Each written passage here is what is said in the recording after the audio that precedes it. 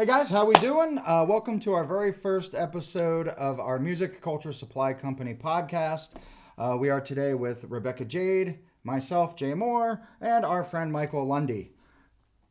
Oh. He got lost. This is our very first episode of a little podcast that we're going to be doing outside of our store, just to talk about music and talk about You're outside your store? You're inside your store right now. Well, so. outside of the retail of our store. Okay. Sorry. We plan on doing a bunch of podcasts. We've already done one with Michael and his own Rec Room Radio Hour podcast. And now we are doing our own with Michael together. And we're just going to kind of talk about music issues and subjects and all types of things from A to B to Z to D. And we're going to get started right now by being very prolific under the subject of music. Okay. Music. So we're just going to talk about music and see where this goes. Michael, why do you hate music so much? Well, because it's annoying, and because people play it at 2 a.m. I'm trying to get some. I need at least 8 hours of beauty sleep, and you see that I'm not getting it. Well, you're not wrong, because Rebecca needs that too. Oh, yes. No. I need more like 9 or 10. Yeah. So yeah, music's annoying, and it's just like why? Just everybody be quiet. Why? So hopefully everybody watching this are music lovers. And we were just going to kind of talk about music and what it means to us and some different aspects of music and see where we go. Well, hopefully they also have a sense of humor because, I don't hate music. Yeah. Well, none of us obviously hate music, and I'm probably pretty sure nobody watching this or listening to this hates music. Right. Let's start off with Rebecca here. Rebecca, what moves you about music? What is it about music that you think moves people and makes them feel emotion? Because I always say good music needs to invoke emotion. Yeah. So what do you think it is about music that makes people feel that way? Well, I think it is what you said. I mean, it hits an emotion, and people resonate with something in a song that makes them either feel like happy or connected. It's different for every person. Do you think it's like lyrics? Is it melody? Is it chord progressions? Well,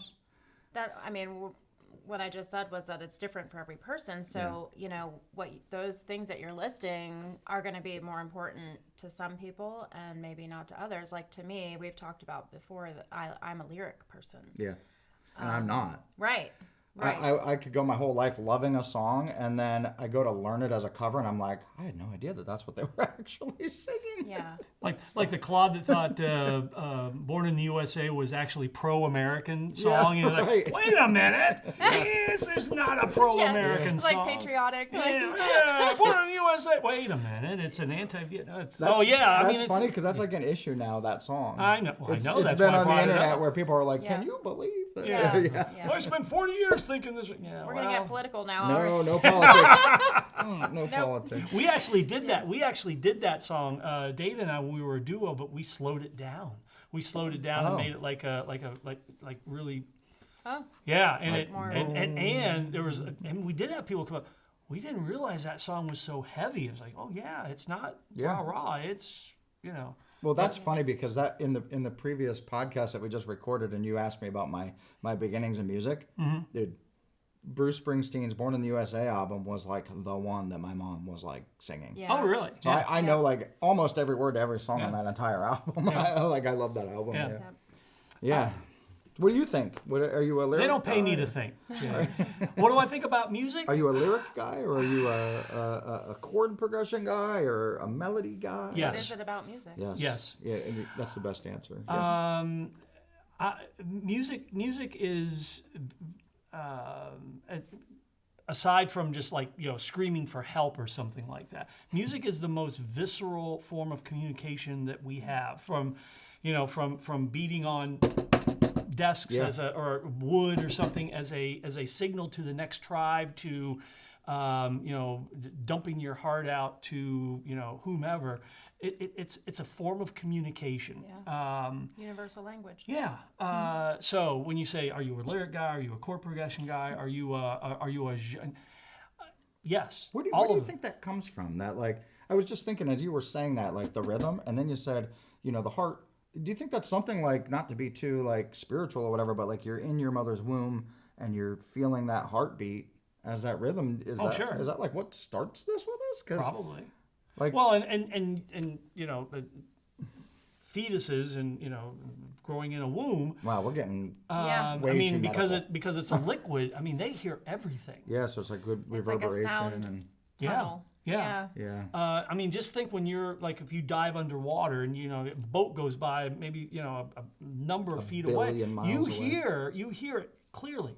Yeah. So it's the same wonder- with whether mom's listening to or dad is listening to whatever music or her heartbeat or her talking or her singing or her reading aloud, Yeah, they I get wonder. it, Yeah. and that's so visceral, Because Yeah. rhythm's kind of funny, because rhythm is, as we know, such a huge part of music, but it's not something that people like always notice.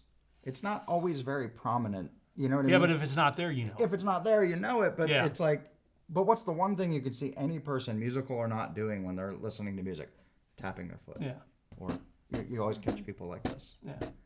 So it's like they feel Yeah. the rhythm, but they might not necessarily even understand. Oh, Right. well, that's why I said it. It's Yeah. the most visceral, and it's probably because of that rhythm, that just that basic Yeah. rhythm. I mean, anybody can play a rhythm. Like, Oh, I can't. Just watch. I'll try to. Am I doing it? but my point is that Yeah. everybody had. I memean, I played a gig up in Bradford, Pennsylvania. And there was a bunch of kids from a day school that came, and they were 8, 9, 10 years old, and so they were all sitting there. It's like, what the heck do I do with kids, man? I'm not KJ. I can't do this thing with kids.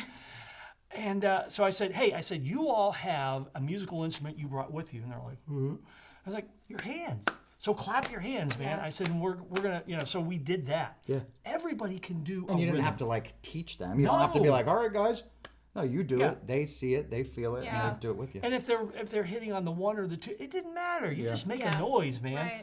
Right. So I think when I say it's a visceral form of communication, I mean it starts from the rhythm and then it builds. Are you a lyric or a chord progression guy? There's one song that incorporates everything that I think I like about music, and weirdly enough, it's the song "Layla" by Derek and the Dominoes. Okay. The first part of that is just a scream for this unrequited love. Do you know the background of the song? No, but it's not the same as. Is it the Eric Clapton? Yeah, not the slow Okay. one. The one off the. So Eric Clapton was in love with Jenny Boyd, which was George Harrison's wife at the time. Oh, okay. And he wrote the song Layla about her, just like screaming. It's like I love you, blah blah blah. But then it has that coda part. The dun dun dun dun dun dun dun dun. Yeah. Dun. That was written by Jim Gordon, who was the drummer for Derek and the Dominoes. So both of those songs, to me, it's like, even now, just thinking about that coda part, I get chills. So it's one of your favorite Oh, songs of all time. probably that is one of my. If that song comes on, yeah, especially that coda, is probably the most beautiful piece of music, regardless of genre. That coda to Layla, and it just gets me. And it's just a very simple piano. There's nothing really extraordinary about it, but it just hits.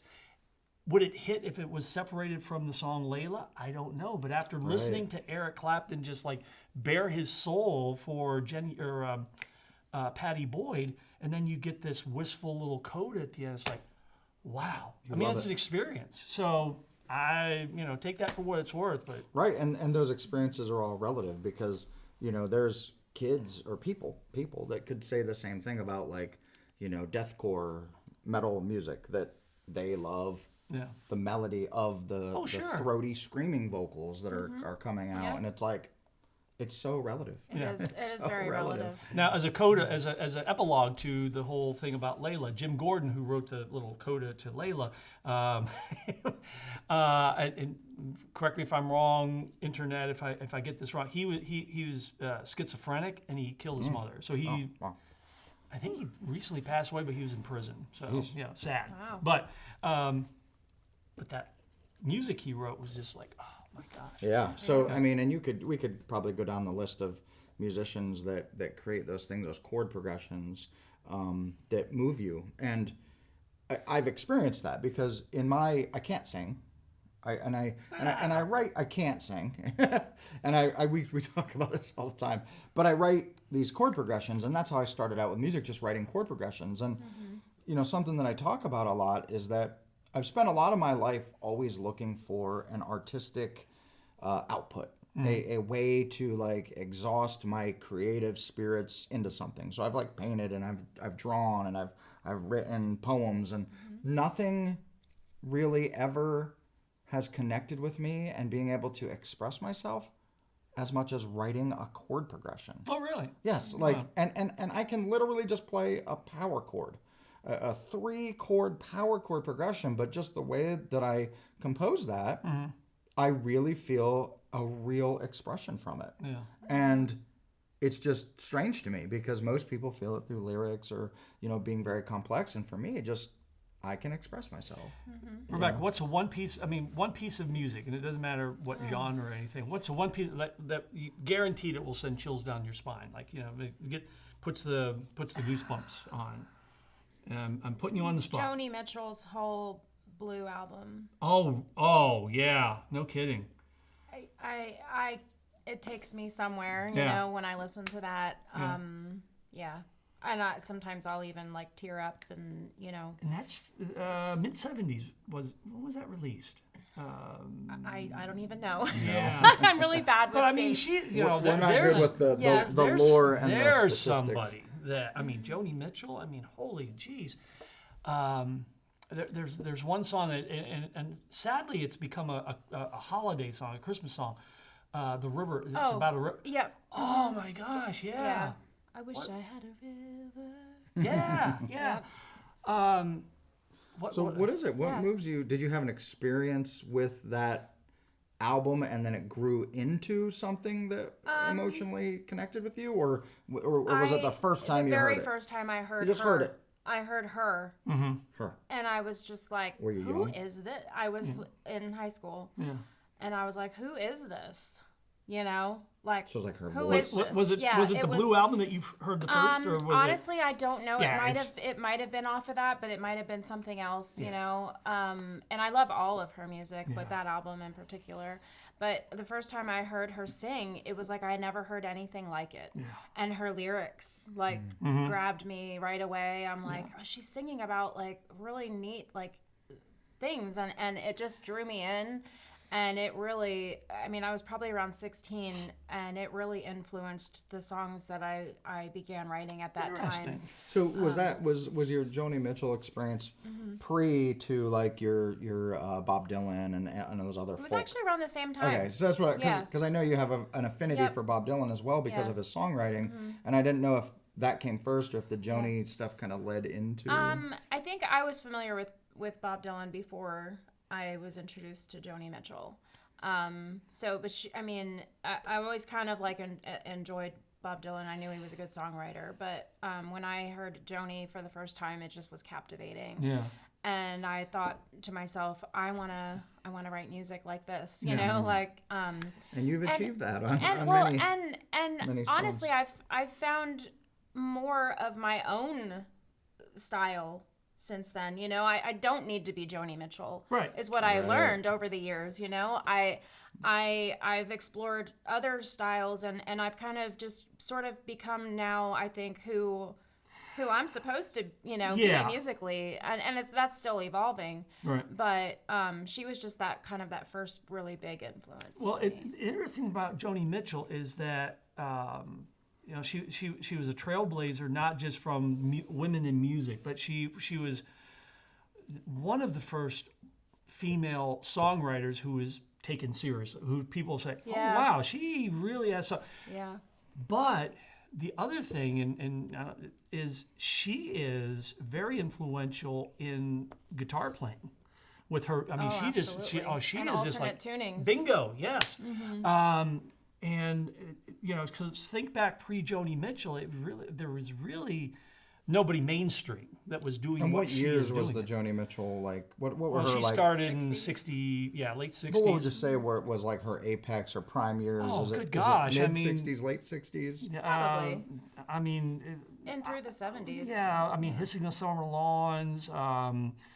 I even go into the early 80s with like Dog Yeah. Eat Dog. I love that album. That's one that's like, ooh, And I'm nobody knows asking it. because of like her relationship to other female artists from that era time, like the Carpenters, Karen Carpenter, or No. or Janis Joplin, or No. any. I don't know I mean, where on the timeline. The Where closest she probably would be is like a Joan line. Baez.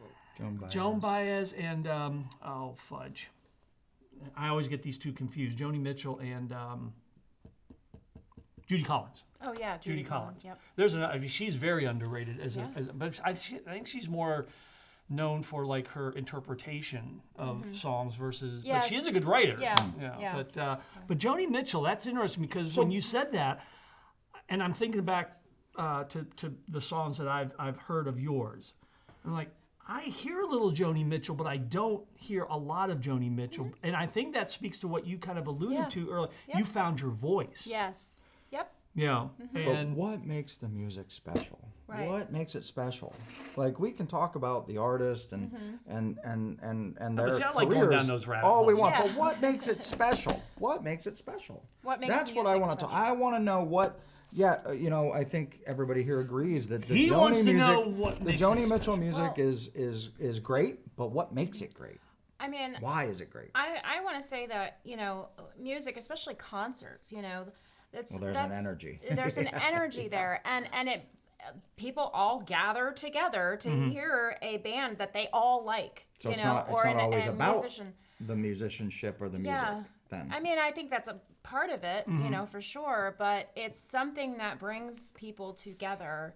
And when, like for example, when I took Rose to a King Gizzard and the Wizard Lizard concert last summer. say that 3 Lizard times fast. Wizard. And Rose is your daughter, right? King Gizzard Yes, and the Lizard my Wizard. daughter Rose. Yep. When I took her to You that, said wizard to lizard. she. Oh, did I say it backwards? Sorry. I don't know. Just You don't, can't- don't try to say it 3 times It's- fast. Rose, a if you're tongue watching, twister, yes. your mom I apologizes. do apologize, Rose. But when we were at that concert, she just was so, just thrilled to be there with other fans, that also had the same, affection for this band. Well, there's- and she wanted to, she's kind of shy, but she was like wanting to go and like meet people and talk to people and ask them, how did you get into this band?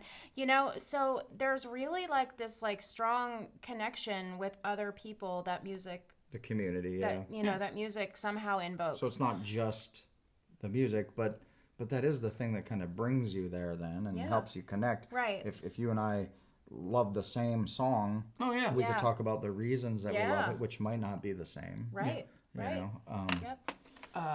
Yeah, it is. I mean, you can listen to music alone and just be really into it, but there's again, I keep saying the visceral, the gut thing, the visceral joy of the communal experience of music. Not only from an audience standpoint, but also from the musician standpoint. And then what really is pay dirt, and it's happened to us or me maybe 1 or 2 times, where you get the reciprocity, the communal approbation. The audience is having fun, they're into it, and you as a musician start feeding off of that. Yeah.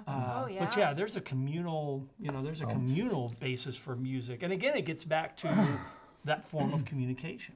I want to say that, like, for me, my relationship with music has always been very emotional. And, I already talked about my first experiences with my mother, but then when I found myself, like I said, it was actually like gangster rap and then punk rock music. And those two things had something in common for me. I grew up always feeling like an outcast and a little bit of a black sheep and a little different from a lot of the people that I was around. And that music really resonated with that spot in me. Because both musics were like, they were, dropping the F-bomb and the rap stuff. And I was like, wow, how could they actually do that? I never heard anybody do that in a song before. I was like 12 years old, 13 years old, and I'm like, oh. And we're talking about two genres of music here that many musicians and pretentious music people don't even call music. Yeah. Like, and then punk rock is the same thing. These are guys who picked up instruments, didn't know how to play them, Yep. were ripping them along and going super fast, but I felt it inside my heart. Yeah. We're talking Dead Kennedys and the Misfits and like the Ramones and like all these punk bands that they just picked them up and did what they wanted. Yep. And it was music to me. Yep. Yeah. Yep. And it moved me. Right. Yeah, It doesn't have to absolutely. be complex chords and chord progressions. Right. It can be the show and the community and the emotion. Yeah, Yeah. You go back even farther to like what we call classical music now, but was music then. I mean, and Yes, it was it was it. That was it. But yeah. no, but I mean that was music, and the talk about a different business model. I mean, I don't even know if there was a business model for what we now call classical music, but it was the same. People had the emotions, and it was a communal thing because they would get together for either in a parlor or a music hall or whatever and enjoy it. So I mean, there's really not, other than the styles, there's nothing really different about what we're going through and what these. So, Classical music you had to experience live, right? well, yeah, It wasn't because recorded. there was no recordings, correct? So if you didn't actually go to a show, Right. you didn't hear it. Yeah, and Mozart didn't tour. Well, he did, but I mean, but he didn't. So you had not only somebody, Mozart playing his music, but also just different musicians and orchestras and the ensembles playing and putting their own spin on it. And at that time, Yeah. it was really only available to affluent people. Yes. Poor people could not go see music. Yes. Yeah. Yeah. Of that- but they made of that their nature. own. Yeah. Yeah. Which was Yeah. we get into the full. So Yeah. again, I mean, music is the quintessential form of communication. I mean, from whether you're signaling the next tribe or you pick up a, I don't know, you pick up a reed and stretch it and blow on it or whatever.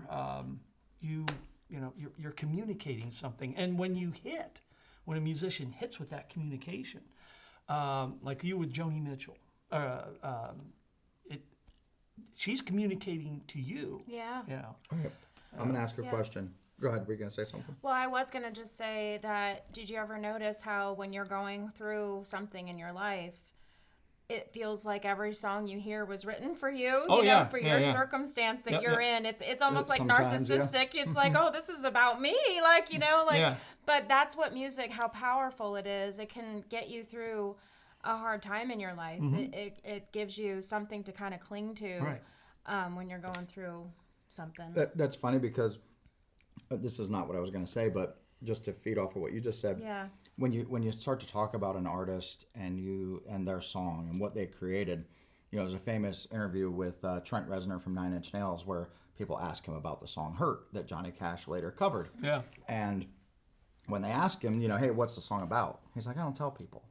He's like, I know what it's about and I wrote it. Yeah. But he's like, I want everyone to come up with their Yep. own meaning Bingo. for the song. Yes. And that's what we do. Yes. So I don't know if it's narcissistic. It's in a lot of cases. Oh, no, maybe no, it's no. kind of Yeah. what No, the it's not artist might want. narcissistic at all. Yeah. And correct me if I'm wrong, or maybe we agree. Yeah. You write a song, and it's your song. You wrote it. You created it.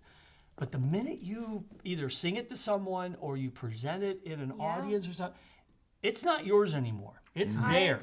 I agree. It's Well, theirs. it's always yours, but when you share it, you're letting them take a part of it. Right. Yeah. Right? And Yeah. they can internalize it. They can Yes. make it, Yeah. which But I think is beautiful. Yeah, I hesitate to share in detail sometimes what a song that I wrote Mm-hmm. is about because I want them to experience what they need to experience Right. from it. And the message that they need to be able to take away from it for themselves. Right. Yeah. And sometimes people need that. Yeah. A lot of times they Yeah. need that. Again, it Yeah. comes back to the communicate. I want to communicate, whether it's my, whatever. You want to Yeah. communicate that. So if you couch it too much on, well, I wrote this, and here's it, and go really into the singer-songwriter thing, it takes away a little bit. So, can, so yeah. Michael, when you write a song, I'll ask this to both of you guys. But I'll start with Michael. When you write a song, do you just write a song, or is it always you,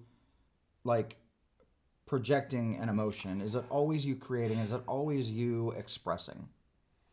No. Not intentionally. I don't. I'm not a songwriter that reaches down into the depths of their soul to confess. I like good wordplay. I like a good melody. I like a good riff. Yeah. So I don't. And again, I'm looking at this from my standpoint of my own song. I'm a very shallow, superficial songwriter. I don't lyrically. You mean? Yes, Yeah. both Okay. musically and lyrically. But I like good wordplay. I like like a little twist ending to a story. But I don't think too much. I'm not good enough to really think too deeply about my songwriting. Well, So I would disagree with that. well, but knock it off.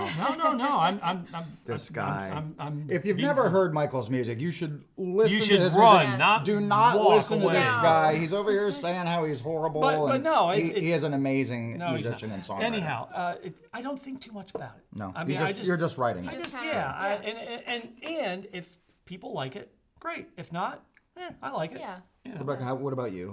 When you're writing a song, is it always an emotional piece of art, or is it sometimes just a song? Sometimes it's just a song. I often, most of the time, I would say I'm inspired by something going on in my life, and it's coming from a deep place, but it's usually lyrics first. Yeah, you are a lyric first. Yes, Yeah. I'll whip out my phone and get on my notes, and I just write whatever's in my head at the time, and then if I don't have time to sit down with an instrument right then, I'll do it the next day or whatever, and then I'll take those lyrics and put them to music. Interesting. That's typically how it goes, but sometimes I will just, as you know, I literally woke up one morning. I was just gonna tell the story. Oh, were you? Yeah, go ahead. I mean, this has happened to me other times too, but this time it was like the fullest experience I've ever had with it, where I woke up not with just one song in my head, but two songs Wow. that I dreamt about. She wakes up, opens her eyes, and goes, "I wrote a song in my dream," and I'm like, "What? Yeah. Are you serious? I gotta get up. I gotta go. Yeah. I gotta go write music to Like, this." I didn't want him to think that I was just like, leaving, Yeah. But so I said, I got to go write some songs, So I went downstairs and I tackled the one first, and then I tackled the other one that was kind of like still like there in the back of my head. And I ended up pretty much fully writing two songs that morning. Wow. By the time I woke up and went down to enjoy my exquisite coffee, There you go. But it wasn't really driven by emotion. It was more just, it was just there. The Yeah. music was there. And I was like, I got to do something with these songs. Yeah. yeah. And then it was almost like I felt like the universe gave me a task and I had to complete it. Yeah. That's what it felt Did like. you have a concern? It's like, is this a song I heard before?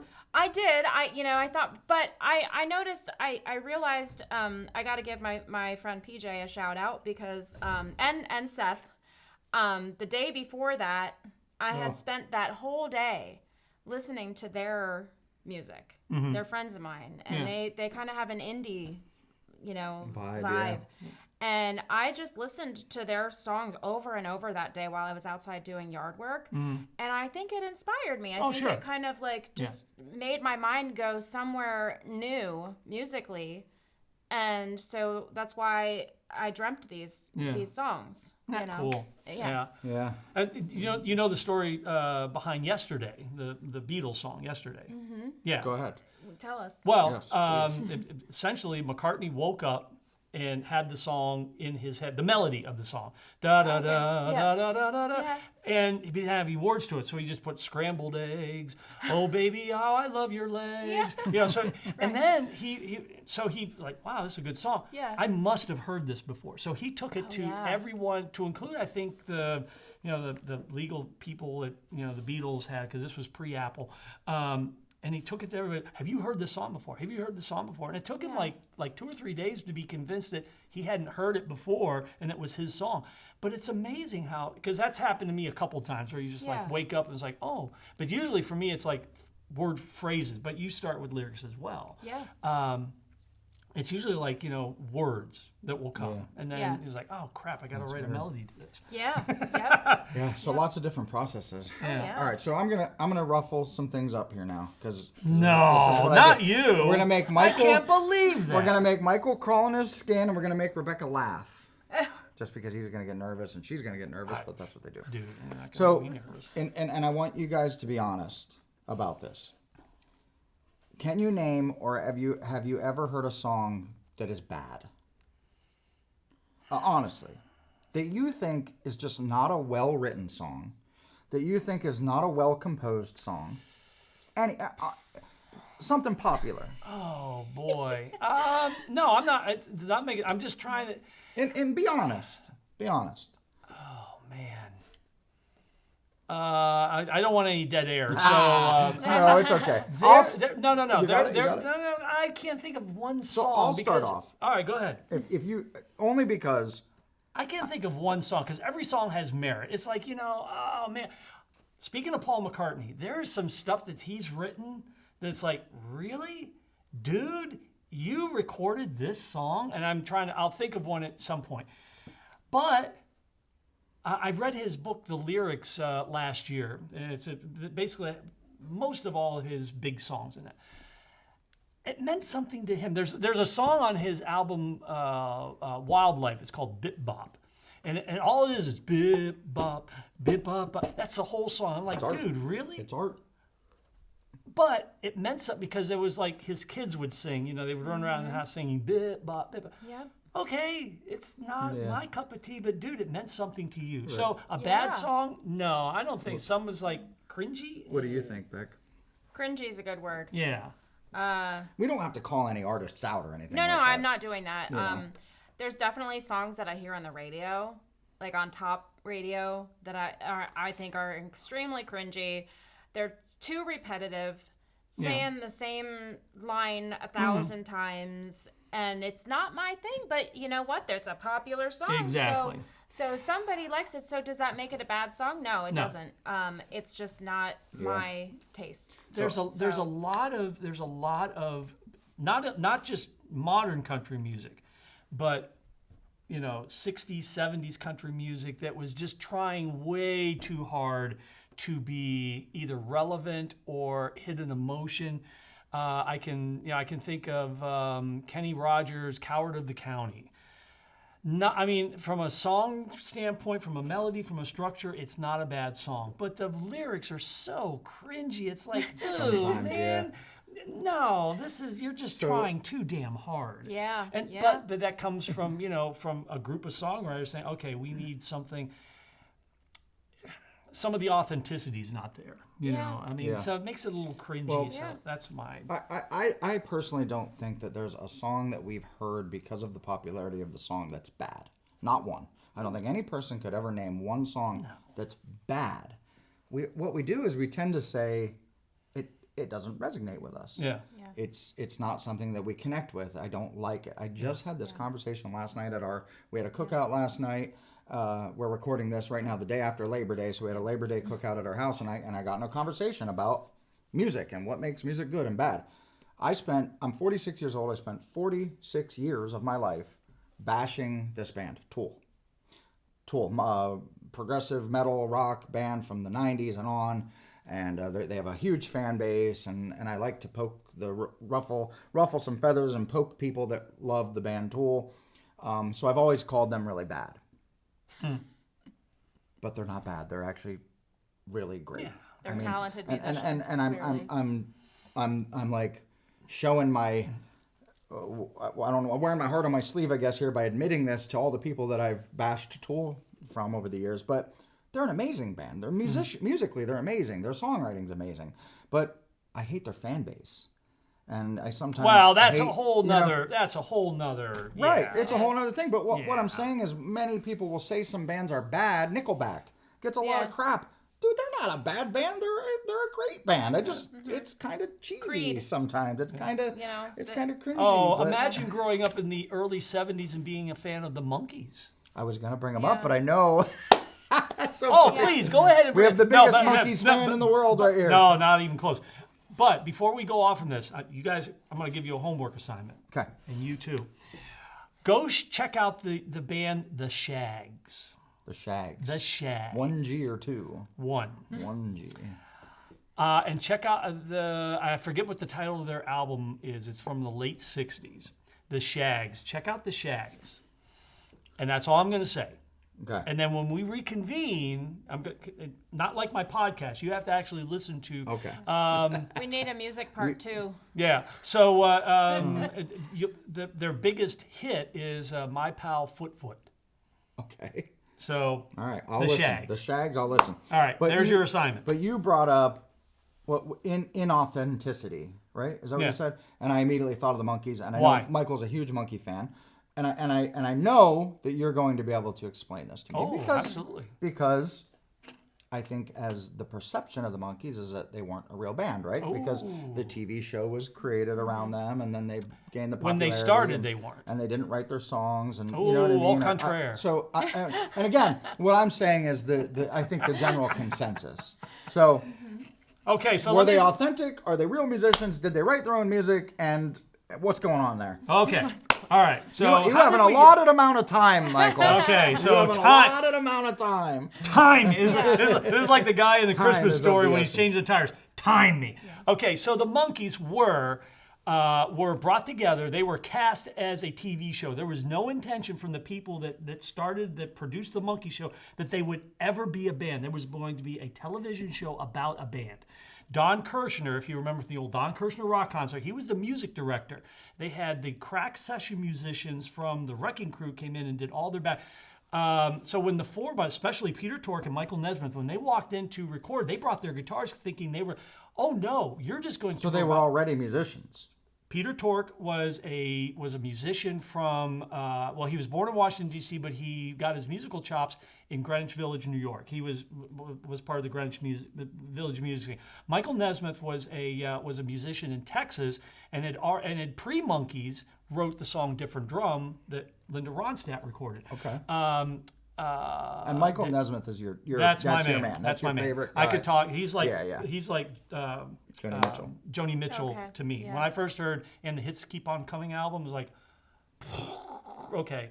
So anyway, David they walked in thinking they were going to do some stuff. Davy Jones was a song and dance man from England.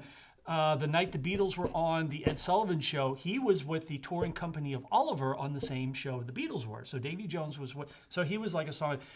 Mickey Dolenz was a child actor, but he had a garage band in Los Angeles called, I forget what the name of the band was, but he was a guitarist. So these guys had they were musicians, but they brought them together. They were cast in this show to be this band with no intention of them being, like a band, like touring. Like an actual band. It was just supposed to be a TV show. But led by Nesmith and Tork, and to a lesser extent Jones and Dolenz, they lobbied to record their third album. They recorded on their own with Chip Douglas from, I forget the band he was in. But anyhow, they had a producer, and they recorded this album, and it's not bad. It's a very garage band album. It's called Headquarters. Did they write those songs? They wrote the songs. Okay. As a matter of fact, Nesmith on the first two Monkees albums that were essentially just put together with the Wrecking Crew, he got a song that he produced on each of the first two albums. 2 songs on the first album and 2 songs on the second that he wrote and produced. Yeah. So when people say, the Byrds didn't record some of their own music, sure. It was done by the Wrecking Crew. The Beach Boys certainly did not record most of their music. So when people say, the Monkees didn't record, well, most of the bands didn't back then either because they were so. And even these days, obviously, a lot of them do. Pop musicians have those songs written for them. Jimmy Page was a session musician before Led Zeppelin. Yeah. But the Monkees, as a TV show kind of demise, they actually went out on tour. They were on tour as a 4-piece band for 2 years. Jimi Hendrix opened for them in '67. Wow. Yeah, crazy. I mean, it's like Jimi Hendrix. Yeah. So real band, and they wrote. Oh no, songs. absolutely. They became a real band, but. So our next episode is going to be called "Did the Monkees Suck?" No.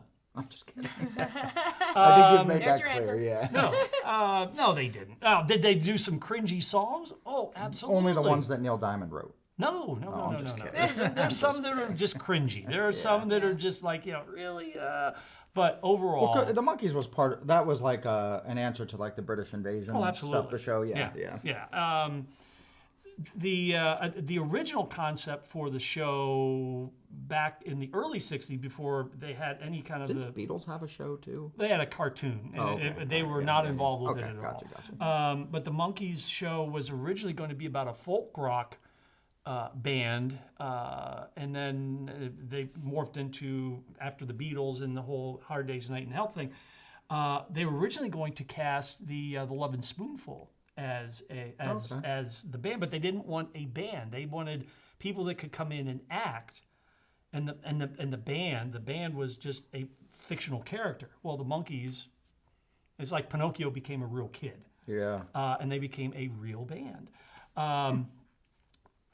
So there's a synopsis of the Monkees. Take that home. All right, so the Monkees were a real band. There's not such a thing as, well, I'm not going to say there's not such a thing as bad music.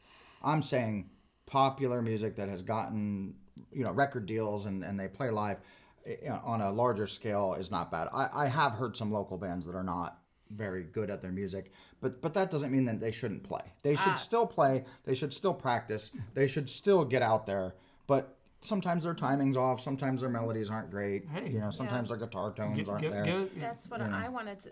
You just read my mind with that, because I was thinking about that, and the level of skill really does not matter when it comes to loving music and wanting to play music. Right. Yeah.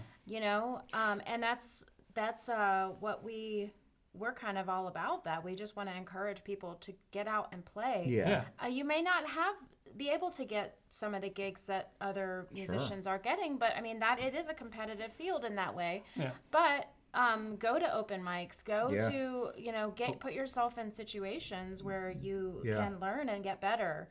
Book the show. We know a person, and I obviously would not call this person out. But I would. No, definitely not. I don't even know what you're talking about. We know a person who constantly degrades people for not being real musicians because they're not classically trained. They didn't go to Berkeley. They're not good enough to play gigs, and I disagree with that. A million times. I defriended the person on Facebook because of the things that he serious, says. huh? I'm very serious. Just because don't degrade people who want to play music. Paul McCartney, Don't do it. using that rubric, Paul McCartney is not a professional musician then. Right. Sorry. Well, that's No, you said you have to be that's Berkeley trained. This is a that No, guy. that guy. Yeah, Using his rubric, Paul McCartney is not a professional musician. Right. Well, and that's a whole discussion we can have another time. Yeah, well, that is actually Yeah. one of our subjects that we're going to yeah. talk about is what makes a professional musician. Right. Yeah, but not today. But I mean, look at Tom Waits. Yeah, Look at Tom Waits. Some of the he's in a new movie. Huh? Some new movies coming out that he's playing a part in. Yeah, I can't Not remember. even You're kidding. right. Anyways, Anyhow, but, but look at Tom Waits. I mean, the guy, he has a voice that you have to really. Yeah. But his Dude, Bob Dylan. could he? I mean, if he were to walk into Midtown Bistro and if it wasn't Tom Waits, but somebody like him, I don't know that he'd get booked. Well, yeah. Right. Yeah. Right. How does that happen? Why? Go ahead. But I think that, if you can get yourself booked and you're not that great, then good for you. Because, people book people for different reasons other than their talent. Well, some venues want to You get know, a cheap some- musician to be Yeah, background music. sometimes it's about how much they want to pay. Sometimes it's about maybe that person is really good with the crowd, and interacting. Or there's so many different factors, and it's just kind of like I'm not going to look down at somebody just because they're maybe not as skilled, but they're out there booking gigs. You can't. Well, I mean, they may not be as skilled as you or Steve, Paul McCartney, but no. I mean, I'm trying to keep it local. But they obviously love doing. They have the passion to do And it. that's all they need. You know what? Yep. It's like the band Kiss. Not my wheelhouse, man. Not mine and either. But talk about fan base, dude. They have look at millions of fans. But I don't deny their talent. I don't deny their passion for what they do. I don't deny their business acumen, but it's just not I wouldn't pay to go see Kiss. Yeah. But I don't deny, and it's just like, really not my cup of tea. And maybe you need to work on your chording a little bit, but dude, you've got the passion, or dude, or young lady, you've got the passion. Everybody to do has this. something that they bring to the table, Yeah. And to a person in this area, I think everybody kind of accepts that with the musicians in the area, and they're very supportive of each other for the most part. There's one or two outliers, but Yeah, I mean, can we talk about that and how, like, this area where we live is very music. Maybe we should make that another episode as well. We can. So I think it's probably about time we should maybe just wrap this episode up. I don't know. You tell me. 45 minutes. We have a timer here. I was going to yell at Michael. The scenes. I was going to yell at Michael for looking at the timer the entire time, and now he just told everybody we have a timer. I was going to say, hey, next episode, could you stop looking at the timer every second? I wasn't looking at the timer every second. I glanced over it. Don't worry. We'll look at the footage. Yeah. Roll the tape. Roll the tape. Well, world, we have a timer. Yeah, we have a Yes, timer. we And we also have lights and cameras. The And cat is out of the bag. there's Yeah. 2 Oh, my microphones right gosh. here. You mean we weren't sitting down just spontaneously and just, you mean it's been planned? Oh, he's ripped the fabric off of the charade. I know, it's like we might be engulfing on a journey into a black hole right Is now. nothing real? What did nothing CERN makes do? sense What is anymore. life all about? This is a sham. I'm out of here. No, I'm just kidding. Anyway, No, would you we guys have a timer. Would you guys do either of you have any closing points, and then I'll walk us out of the show if you have any closing points on some of the stuff that we touched. I think at you all. should get the last word because this is your venue. So I will say I live, breathe, and will die by the timer. I think to have that structure say in music. a podcast, you need a timer. If I happen to glance over at the timer, so be it. I want that structure. I want it professional. I want it that way. He's an ex-military man. Yes. No, I'm just so blessed to be able to hang out with people of this caliber as a musician, and we have that in this area, and it's just so great. This is fun. Timer. Becca? Well, I like to just bring it full circle back to our original, what we were saying about music invoking emotion and connection. And there's a meme that I saw one time, and it just really connected with me. It was like, when you're in the car listening to a song, but you miss the part that like made you hurt.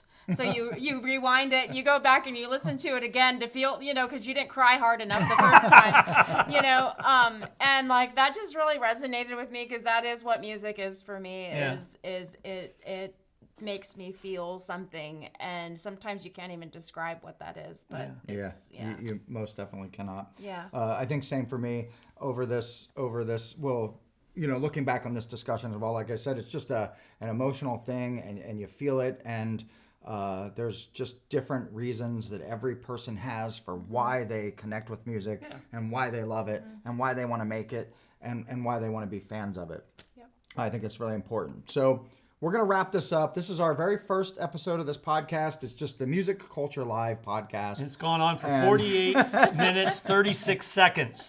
And but we have lots more of these to come. We're hopefully going to be releasing a podcast episode once a week, just talking about different subjects. This one was a little more of a just kind of general, let's talk and see where the conversation goes. We hope you really enjoyed it. We have lots of subjects to come about music and all things music and artists and everything of the like. So thank you so much for watching or listening, and we'll see you again very, very soon. Thanks, guys. Yeah. Thank you, buddy.